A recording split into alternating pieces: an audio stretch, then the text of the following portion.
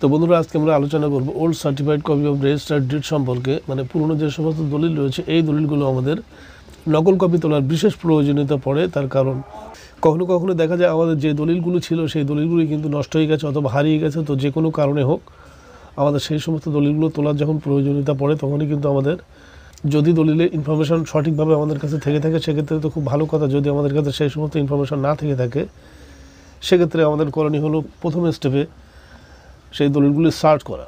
Online থেকে search করে নিতে হবে। সার্চ করে তারপরেই কিন্তু আমাদের নকল তোলার আবেদন জমা দিতে হবে অনলাইনের মাধ্যমে। বর্তমানে কিন্তু 1985 সাল পর্যন্ত পুরনো দলিল দেওয়া হচ্ছে। সেক্ষেত্রে আমরা 1985 সালের পর থেকে যতগুলি দলিল রয়েছে সবই কিন্তু আমরা পেতে পারি। তো কাজেই দলিল কিন্তু আমরা কখনোই ফ্রি ডাউনলোড করতে পারবো না এবং ফ্রি অ্যাপ্লিকেশন জমা দিতে পারবো না। আমাদের কিন্তু একটি নির্দিষ্ট পরিমাণ পয়সা পে করতে হবে, তারপরেই কিন্তু আমাদের সার্টিফাইড কপিটি আমরা ডাউনলোড করতে পারবো। তো বন্ধুরা, পুরাতন দলিলগুলি কীভাবে সার্চ করবেন এ বিষয়ে আমি আমার আগের একটি ভিডিওতে আলোচনা করে রেখেছি। সেখান থেকে আপনি দেখে নিতে পারবেন। সেই অনুযায়ী সার্চ করলে আপনার দলিল কিন্তু আপনি খুঁজে পেয়ে যাবেন।